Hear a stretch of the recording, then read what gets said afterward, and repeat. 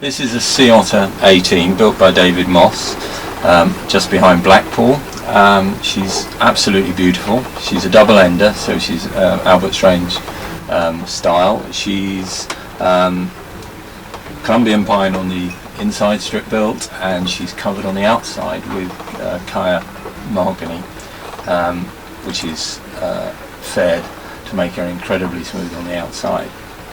She's only very small, so she's 24.5 foot overall. That's from the bumpkin at one end to the end of the bowsprit, but the waterline length is only 16 foot 8, so quite a tiny boat.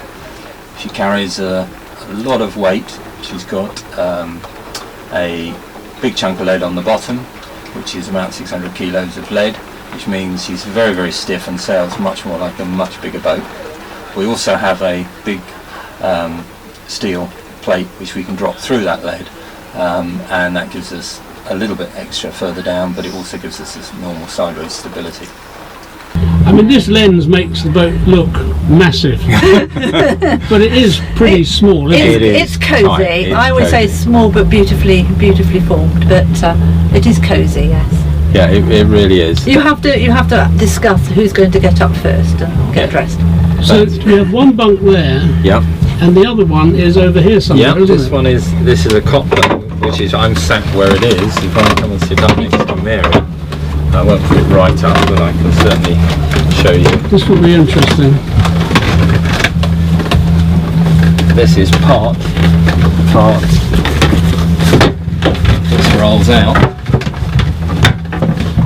That slots in here beautifully. We can't do it from this angle. But, and then it pushes in there, so you've got this nice fabric cot with a little bit extra there. There's another mattress that pulls down, and that becomes the pipe cot, which is, in fact, is without doubt the most comfortable of the two beds, because this one is beautiful, but this one is an all timber frame, and it's a laminated frame. It's just roll this up, which does mean that it does squeak just a little bit. Yes, I heard a few squeak and groans last night. If back out. Would you like me to roll over? There we are. Whether you can see, but if I take one of these out, you can see that everything is perfectly fitted. It's curved, so these are all laminated, right, and it all fits beautifully together. Drops in, but obviously you do get an element of squeak, which you don't get on the pipe cot. Right, okay. And it's really, but it is unbelievably comfortable because they both curve. It's not like on a lot of boats are plastic where they're flat where the seating or bedding area is, and you sort of get the risk of rolling off. You just nestle nicely into the centre and get a good night's sleep. And it goes back. Yeah, we've got a lot of clobber in here, but there's nets here, and she goes a long way back, and then we've got a chain locker at the right at the front. So there's bags of room for your feet. Oh, massive. Yeah. In fact, if I sort of go that way down, my head comes up to good. that. Oh wow! Yeah. One of my sailing chums is about 6'2", and he comfortably sleeps on this one. And he's a big chap, big boy, and we manage. Well, you managed for 4 days without going ashore, didn't you? Yeah, we did.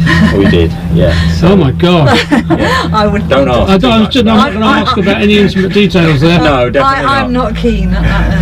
But it was, but it was good. No, it's very, very good.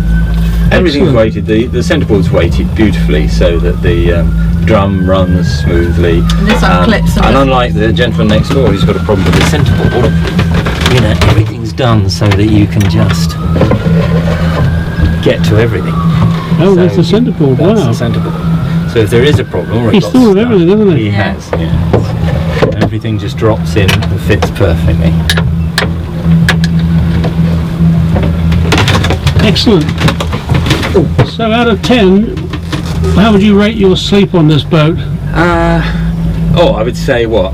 Go on, you do it. The sleep is 10 out of 10. The getting dressed is perhaps 8 out of 10. But that's probably because I'm old and I've got a dodgy knee.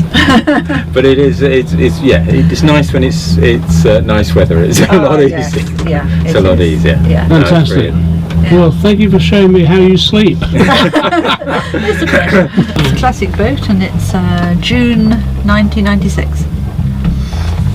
And this is where your little baby's in then. Yeah. That's right.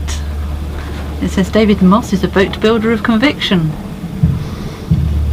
He's certainly a character, isn't he, in the boat building He world? is, and all credit to him. You know, I haven't found anything. I mean, Where he is. to be absolutely honest, I'm a designer by trade. I've been in the motor industry all my life as a car designer, and so engineering design is part of what I've done, and product design, and I can't find anything. Every time I find something that I think, oh, perhaps I need to change it, I then sail it for a bit and realise, no, there's a good reason that it's like it is, and I haven't found anything on this yet that is superfluous and shouldn't be there for any other reason than it needs to be there.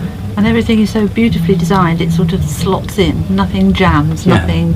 All the Nothing's in the way. floorboards, they're perfect. These, you know, she's as nice when you look at her underside. You know, if you get the bits you don't want to see are as pretty as The bits you do see. you do see.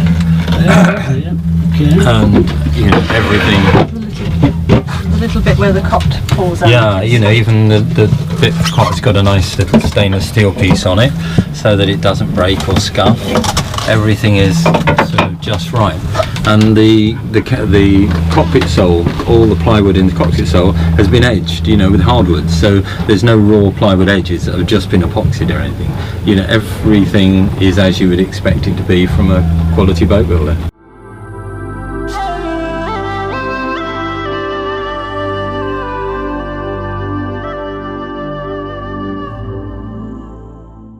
It probably helps that we've been married 42 years. You know, you don't mind sort of squishing into a little tiny